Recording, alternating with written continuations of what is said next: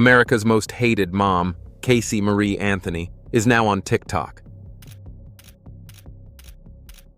Now the latest explosive allegation to come from the first interview given by Casey Anthony since her acquittal 11 years ago in her daughter Kaylee's death. She is blaming her father for the death of her daughter. She became known after the death of her 2-year-old daughter, Kaylee Anthony. Kaylee's death remains one of the most heartbreaking and controversial criminal cases in U.S. history, and her appearance on TikTok has reopened old wounds. This is my first of probably many recordings, with many questioning why she's back in the public eye and what message she's trying to send. I feel that it's necessary, if I'm going to continue to operate appropriately as a legal advocate, that I start to advocate for myself and also advocate for my daughter. So, let me take you back to the background of this case. Casey Marie Anthony was born on March 19, 1986. Her parents later moved the family to Florida, where she grew up. She became pregnant around the age of 19, and on August 9, 2005, she gave birth to a baby girl named Kaylee Marie Anthony. Cindy Anthony, Casey's mother, took primary responsibility for raising Kaylee, while Casey frequently avoided parenting duties, often partying and staying with friends for days. She also lied to her family about having a job at Universal Studios, when in fact she was unemployed and financially dependent on her parents. On the morning of June 16, 2008, Casey left her parents' home with her daughter, Kaylee. Her father, George Anthony, saw them leaving together that morning. It seemed like a normal day. Casey told her mother she was dropping Kaylee off with a nanny named Zenaida Zanny Fernandez Gonzalez. She also mentioned they were going to Tampa for a work trip. But the truth was, no one saw Kaylee after that day. A week later, on June 24, 2008, Casey fought with her father over stolen money and gas cans, leading her to move out permanently. For the next 31 days, Casey stayed at her boyfriend Tony Lazzaro's apartment. She spent her time partying and kept lying to her friends and family, saying Kaylee was with the babysitter. On July 15, 2008, Casey's car was found abandoned and towed. When her father went to pick it up, he and the tow yard worker both noticed a terrible smell coming from the trunk. They said it smelled like something had died in there. Later, investigators found human decomposition fluid and chloroform in the trunk. That same day, her mother, Cindy Anthony, called 911 to report Kaylee missing. 911, what's your emergency? I called a little bit ago. The deputy sheriff's not here. I found out my granddaughter has been taken. She has been missing for a month. Her mother finally admitted that she's been missing. Okay, what is here now? Okay, what is the address that you're calling from? We're talking about a 3-year-old little girl. My daughter finally admitted that the baby's in the store. There's something wrong. I found my daughter's car today, and it smells like there's been a dead body in the damn car. Okay, what is the 3-year-old's name?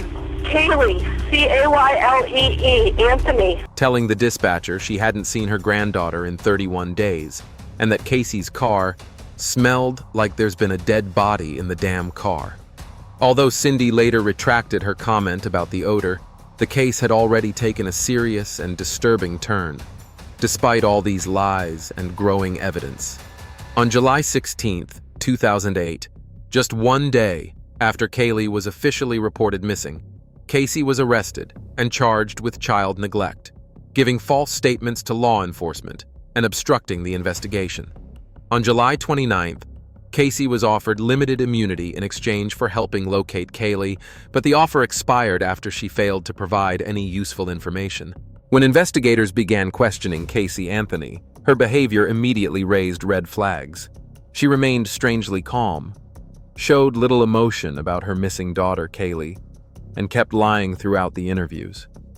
Casey told police that Kaylee had been kidnapped by her nanny, claiming she last saw her on June 9th. But that timeline didn't match what her father had told detectives, or what the evidence showed. When police checked the address Casey gave for the nanny, they found the apartment had been vacant for more than 5 months. And as for Zanny, the woman simply didn't exist. After her arrest, the court took her behavior seriously. A judge initially denied Casey bail, calling her actions a woeful disregard for her daughter's welfare. But things changed quickly. In August 2008, bail was set at $500,000. She was briefly released after California bail bondsman Leonard Padilla's nephew posted the bond. At first, the baby's been missing for 60 days. 30 of those days, the mother's been in jail. She's not saying anything. I believe that we're going to try this. Try something different. Leonard and his nephew said they wanted to help Casey find her missing daughter.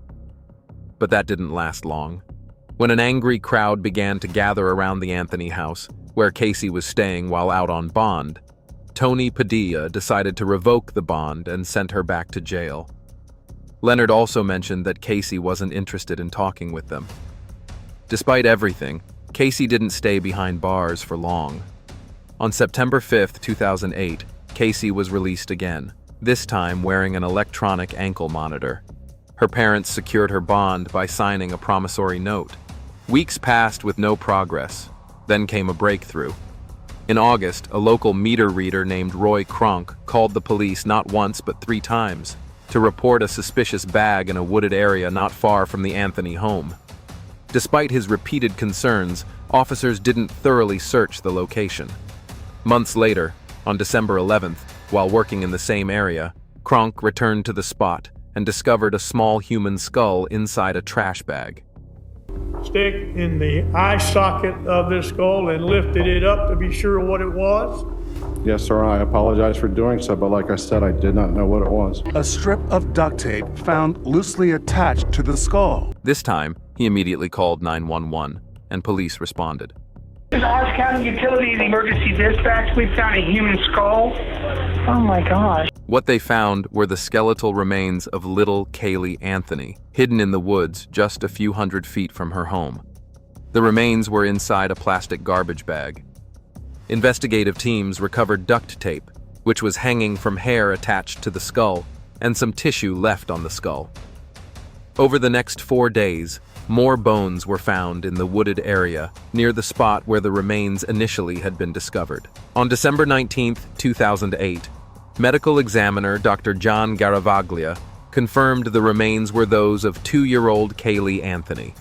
The case was officially ruled a homicide, although the exact cause of death could not be determined. After this, Casey Anthony became the main suspect because of her changing stories and odd behavior. As the investigation went deeper, police found that she had searched online for terms like chloroform and neck breaking, which made it look like the crime may have been planned. Then, on October 14, 2008, a grand jury officially charged her with first-degree murder and other serious crimes. She was arrested again, this time with no option for bail. Later, the child neglect charges were dropped. At her arraignment on October 28th, Casey pleaded not guilty to all charges. In April 2009, prosecutors said they would seek the death penalty. What came next was one of the most talked-about trials in America. The courtroom was packed, the media was everywhere, and every twist and turn made headlines. Casey Anthony's trial began on May 24, 2011, with Judge Belvin Perry in charge. Of this court's order to rely, say, well, you could either take their depositions or... The prosecutors said Casey had used chloroform to knock Kaylee out, then killed her with duct tape and hid her body in the trunk of her car before dumping it. But Casey's defense told a very different story. They said Kaylee accidentally drowned in the family's pool on June 16, 2008, and Casey's father, George, helped cover it up. They also claimed that Casey's strange behavior came from years of sexual abuse by her father and brother, both of whom denied these claims. The second week of the trial was tough, especially for the Anthony family. One by one, they were called to testify. Casey's dad, George, got up there and firmly denied the defense's shocking claim that he had abused his daughter. It was tense. You loved your granddaughter more than anything in the world. Yes. And you would have done anything to help find her. Yes. And you love your daughter more than anything in the world. Yes. And you would do anything to protect her.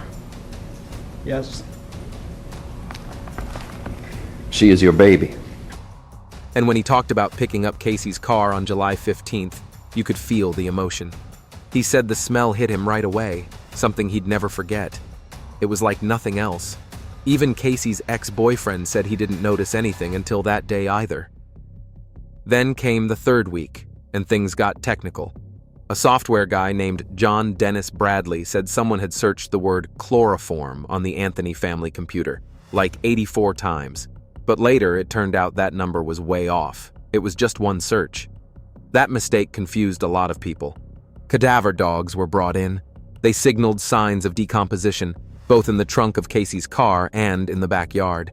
The medical examiner, Dr. John Garavaglia, testified that Kaylee's death was definitely a homicide. Do you have an opinion as to the manner of death in this case? Yes. What is that opinion? Homicide. What do you base that on?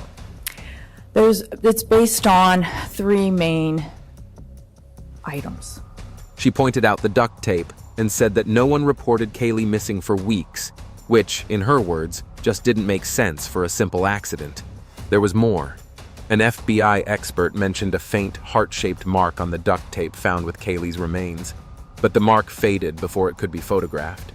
A single strand of hair found in Casey's car trunk was said to be Kaylee's, and it showed signs that it came from a dead body. Another expert, Dr. Arpad Vass, ran air tests and claimed the car had a smell of human decomposition and traces of chloroform. But the defense wasn't buying it. They said his methods weren't reliable enough. By week 4, it was time for Casey's team to respond.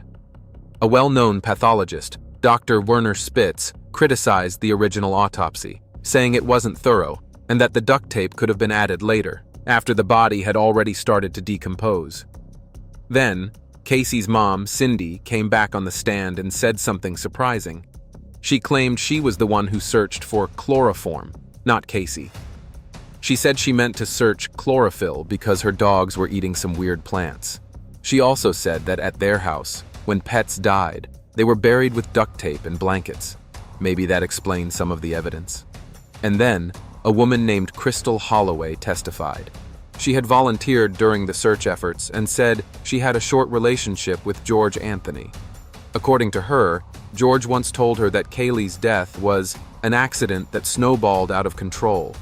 George denied all of that, said there was no affair, and said that he never said anything like that.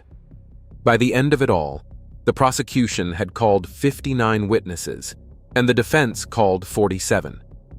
More than 400 pieces of evidence were brought in. It was a massive trial. And through it all, Casey never took the stand. She stayed quiet. On July 5, 2011, Casey Anthony was found not guilty of murder, manslaughter, and child abuse, but was convicted only of lying to the police. Having already spent nearly 3 years in jail, she was released just 12 days later. The verdict shocked the public, sparking protests and widespread outrage. The courtroom fell silent as the verdict was read, with many in the gallery visibly stunned. Across the country, viewers watching live coverage were equally stunned. The case had captured the nation's attention, and most believed Casey was responsible for Kaylee's death, so the not guilty verdict left many feeling confused and angry. After her release, Casey Anthony lived quietly in South Florida using fake names. She struggled to find work or build relationships due to public backlash. In 2022, she appeared in a documentary claiming Kaylee drowned and her father covered it up, accusations he denied.